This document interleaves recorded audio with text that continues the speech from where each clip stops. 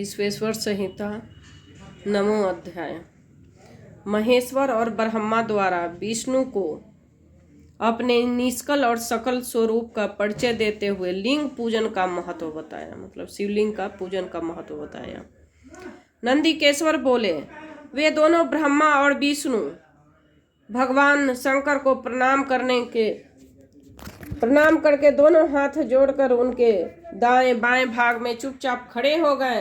फिर उन्होंने वहां साक्षात प्रकट पूजनीय महादेव जी को कुटुंब सहित श्रेष्ठ आसन पर स्थापित करके पवित्र पुरुष वस्तुओं द्वारा उनका पूजन किया। दीर्घ काल तक अविकृत भाव से सुस्थित रहने वाली वस्तुओं को पुरुष वस्तु कहते हैं। अल्प काल तक ही टिकने वाली वस्तुएं प्राकृतिक वस्तु कहलाती है। इस तरह वस्तु के दो भेद जानने चाहिए। किन पुरुष वस्तुओं से उन्होंने भगवान शिव का पूजन किया यह बताया जाता है। हार, नुपुर, केयूर, किरीट, मणिमय कुंडल, यज्ञोपवीत, उत्तरीय वस्त्र, पुष्प, माला, रेशमी वस्त्र, हार, मुद्रिका, अंगूठी, पुष्प, तांबूल, कपूर, चंदन, अगरुका, अनुलेप, धूप, दीप, श्वेत छत्र, व्यंजन, ध्वजा, चमड़ अथा अन्य दिव्य उपहारों द्वारा अपने स्वामी महेश्वर का पूजन किया। जिन महेश्वर का भैरव वाणी और मन की पहुंच से परे था, जो केवल पशुपति परमात्मा के ही योग्य था, जिन्हें पशु बद्ध जीव नहीं पा सकते थे। हे सन्नत कुमार, स्वामी के योग्य जो जो उत्तम वस्तुएं थी, उन सभी वस्तुओं को भगवान शंकर ने भी प्रसन्नता पूर्वक यथोचित रूप में सभासदों द्वारा बीच वितरण कर दिया, जिससे यह श्रेष्ठ परंपरा बनी रहे कि प्राप्त पदार्थों को वितरण आश्रितों को करना चाहिए। उन वस्तुओं को ग्रहण करने वाले सभासदों वहां कोलाहल मच गया। इस प्रकार वहां पहले ही ब्रह्मा विष्णु से पूजित हुए भक्ति वर्धक भगवान शिव विनम्र उन दोनों देवताओं को हंसकर कहने लगे। ईश्वर बोले, हे पुत्रों, आज का दिन महान है। इसमें तुम्हारे द्वारा आज मेरी पूजा हुई। इससे मैं तुम लोगों को बहुत प्रसन्न हूँ। इसी कारण इन दिन परम पवित्र और महान से महान होगा। आज की तिथि शिवरात्रि के नाम से विख्यात होकर मेरे परम प्रिय होगा। जिस दिन शिवलिंग उत्पन्न हुआ उसी दिन जब ब्रह्मा विष्णु जी पूजा किए तो भगवान शंकर जी उस दिन का नाम शिवरात्रि के नाम से विख्यात कर दिया और विख्यात होकर मेरे लिए अति प्रिय होगा। इस समय जो मेरे लिंग निष्कल अंग आकृति से रहित निराकार स्वरूप के प्रतीक और वेद सकल स्वकार के रूप प्रतीक विग्रह की पूजा करेगा, वह पुरुष जगत सृष्टि पालन कार्य में भी कर सकता है। अब वेद लिंग की पूजा बता रहा है। जो शिवरात्रि के दिन रात निराहार एवं जितेंद्रिय रहकर अपनी शक्ति के अनुसार निष्पट भाव से मेरी यथाचित पूजा करेगा, उसको मिलने वाले फल का वर्णन सुनो। 1 वर्ष तक निरंतर मेरी पूजा करने से जो फल मिलता है वह सारा फल केवल महाशिवरात्रि के मेरा पूजन करने से मनुष्य तत्काल प्राप्त कर लेगा। कहते हैं कि जो 1 साल तक नियमित मेरे को जल चढ़ा के पूजा करता है, शिवरात्रि की 1 दिन ही पूजा करके 1 साल के बराबर फल मिल जाएगा। जैसे पूर्ण चंद्रमा का उदय समुद्र की वृद्धि का अवसर, उसी प्रकार यह शिवरात्रि तिथि मेरे धर्म की वृद्धि का समय है। इस तिथि में मेरी स्थापना आदि का मंगलमय उत्सव होना चाहिए। मतलब इस समय हम पृथ्वी पे आए हैं तो उस दिन हमारा मंगलमय उत्सव मनाना चाहिए शिवरात्रि के दिन। हे वत्सो, पहले मैं ज्योतिमय स्तंभ के रूप में प्रकट हुआ हूँ। उस समय मार्गशीर्ष मास में आद्रा नक्षत्र था। अतः जो पुरुष मार्गशीर्ष में आद्रा नक्षत्र होने पर मुझ उमापति का दर्शन करता है अथवा मेरी मूर्ति या लिंग की झांकी की दर्शन करता है, वह मेरे लिए कार्तिकेय से भी अधिक प्रिय है। मतलब जो माघ के मतलब मेरी पूजा करता है उस नक्षत्र में, आद्रा नक्षत्र में मुझे देखता है, लिंग की झांकी करता है, मतलब दर्शन करता है, वो मेरे लिए कार्तिकेय के समान है। मतलब जो पुत्र हैं कार्तिकेय, उनके लिए उन्हीं का समान है। उस शुभ दिन मेरे दर्शन मात्र से पूरा फल प्राप्त, मतलब शिवरात्रि के दिन जो मेरा दर्शन करता है उसका पूरा फल मैं प्राप्त कराता हूँ। यदि दर्शन के साथ साथ मेरा पूजन भी किया जाए तो उसका अधिक फल प्राप्त होता है, जिसका वाणी द्वारा वर्णन नहीं हो सकता। मतलब इसका वर्णन ही नहीं हो सकता कि कितना मैं उसका वो फल दूंगा भाव से। लेकिन ऐसा नहीं कि शिवरात्रि है गेली जल चढ़ा के आ गेली, ऐसा नहीं। भाव होना चाहिए। जब हम भगवान को पूजा भाव से करते हैं तभी पूजा सफल होती है। इस रणभूमि में मैं लिंग के रूप में प्रकट होकर बहुत बड़ा हो गया था। अतः उस लिंग के कारण यह भूतल लिंग स्थान के नाम से प्रसिद्ध हुआ है। हे पुत्रों, जगत के लोग इसका दर्शन और पूजन कर सकें, इसके लिए यह अनादि और अनंत ज्योति स्तंभ अत्यंत छोटा हो जाएगा। जब इतना बड़ा स्तंभ है उसको छोटा कर देते हैं शिवलिंग के रूप में, ताकि लोग उनका दर्शन करें, पूजा करें। यह लिंग सब प्रकार के भोगों में सुलभ कराने वाले और भोग तथा मोक्ष का एकमात्र साधन होगा। जो शिवलिंग का जो पूजा करता है उसका भोग और मोक्ष एकमात्र साधन है, दोनों देने वाला है।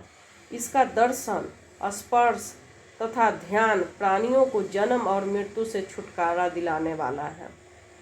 अग्नि के मतलब जन्म और मरण से भी छुटकारा देगा जो शिवलिंग का पूजा करता है। अग्नि के पहाड़ जैसा यह शिवलिंग जहाँ प्रकट हुआ है, इसके कारण यह स्थान अरुणाचल नाम से प्रसिद्ध होगा। अरुणाचल प्रदेश में इनका पहली बार शिवलिंग जो हुआ था प्रकट, वहीं पर यहाँ अनेक प्रकार के बड़े बड़े तीर्थ प्रकट होंगे। इस स्थान में निवास करने या मरने से जीवों को मोक्ष हो जाएगा, मतलब मोक्ष प्राप्त करेगा। उसका फिर जन्म मृत्यु नहीं होता है, उसी को मोक्ष कहते हैं। रथोत्सवादि से आयोजन यहाँ सर्वत्र अनेक लोग कल्याणकारी रूप में निवास करेंगे। इस स्थान पर किया गया दान, हवन तथा जप, यह सब करोड़ गुना फल देने वाला होगा। यहाँ पर जो भी पूजा, ध्यान, हवन, दान, जप जो करेगा उसका एक करेगा तो 1 करोड़ गुना फल मिलेगा। यह क्षेत्र मेरे सभी क्षेत्रों में श्रेष्ठम होगा। यहाँ मेरा स्मरण करने मात्र प्राणियों की मुक्ति हो जाएगी। वहाँ पर जो आके मेरा ध्यान करेगा उसकी मुक्ति हो जाएगी। अतः यह परम रमणीय क्षेत्र अति महत्वपूर्ण है। यह सभी प्रकार के कल्याणों से पूर्ण, शुभ और सबको मुक्ति प्रदान करने वाला होगा। इस लिंग में मुझे लिंगेश्वर की अर्चना करके मनुष्य, सालोक्य, समीप्य, सारूप्य, सार्षिट और सायुज्य, इन 5 प्रकार की मुक्तियों का अधिकार प्राप्त कर लेगा। आप लोगों का शीघ्र ही भी सभी मनोवांछित फल प्राप्त होंगे। नंदिकेश्वर बोले, इस प्रकार विनम्र ब्रह्मा तथा विष्णु पर अनुग्रह करके भगवान शंकर ने उनके जो सैन्य दल परस्पर युद्ध से मारे गए थे, उन्हें सभी अमृत वर्षणीय शक्ति से जीवित कर दिया। उन दोनों ब्रह्मा और विष्णु की मूर्ता पारस्परिक बैर मिटाने के लिए भगवान शंकर उन दोनों को कहने लगे, मेरे 2 रूप हैं, सकल और निष्कल। दूसरे किसी के रूप में ऐसा नहीं है। मतलब मेरा रूप एक तो लिंग के आकार है, एक मूर्ति रूप में भी है, सकल भी है, निष्कल भी है। अतः मेरे अतिरिक्त अन्य सब अनीश्वर हैं। मतलब मेरे अतिरिक्त किसी का दो रूप नहीं है। हे पुत्रों, पहले मैं स्तंभ रूप से प्रकट हुआ, फिर अपने साक्षात रूप से, मतलब दोनों रूप से मैं प्रकट हुआ। ब्रह्म भाव मेरा निष्कल है रूप और महेश्वर भाव सकल रूप है। ब्रह्म भाव से निष्कल और महेश्वर भाव से सकल रूप है।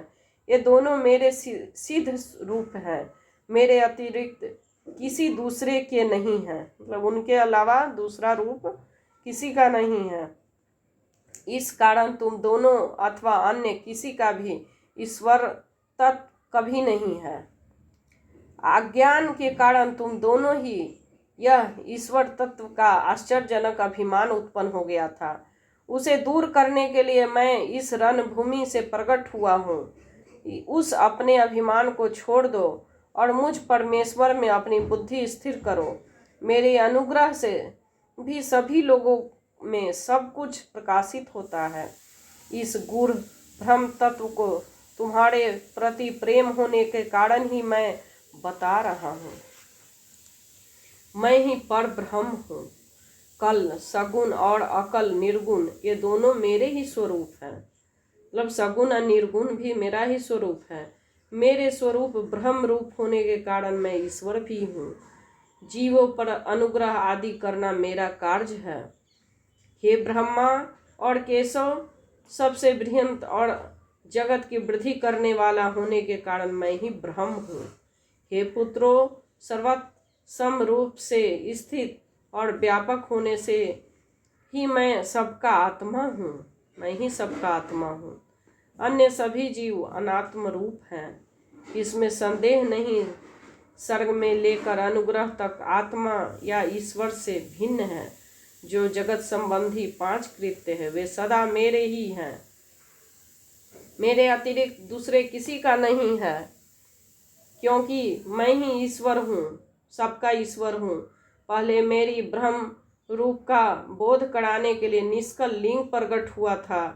फिर तुम दोनों के अज्ञात ईश्वर तत्व स्पष्ट साक्षात्कार कराने के लिए मैं साक्षात जगदीश्वर ही सकल रूप में प्रकट हो गया।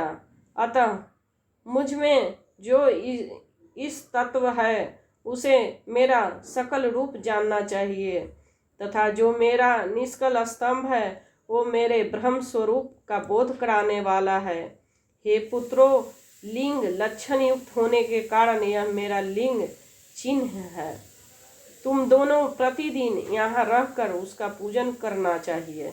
यह मेरा ही स्वरूप है, मेरे समीप की प्राप्ति कराने वाला है। लिंग और लिंगी के नित्य अभेद होने के कारण मेरे इस लिंग महान पुरुषों का पूजन करना चाहिए।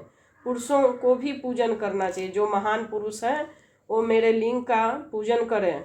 हे वत्सों, जहाँ जहाँ जिस किसी ने मेरे लिंग को स्थापित कर लिया, मैं वहाँ पर अप्रतिष्ठित होने पर भी प्रतिष्ठित हो जाता हूँ। मतलब मेरा लिंग कोई रख देता है, उसको प्रतिष्ठित करने की जरूरत नहीं है, मैं खुद ही प्रतिष्ठित हो जाता हूँ। मेरे एक लिंग की स्थापना करने का फल मेरी समानता की प्राप्ति बताया गया है। एक के बाद दूसरे शिवलिंग की स्थापना कर दी गई, तब फल स्वरूप मेरे एक साथ एक तत्व साम्राज्य मोक्ष रूप फल प्राप्त प्रधानतः शिवलिंग की स्थापना करनी चाहिए। मूर्ति की स्थापना उसकी अपेक्षा गौण है। शिवलिंग के अभाव में सब ओर से मूर्ति युक्त होने पर भी वह स्थान श्रेष्ठ नहीं कहाता। बोलो शंकर भगवान की जय। विश्वेश्वर संहिता नवमो अध्याय समाप्त।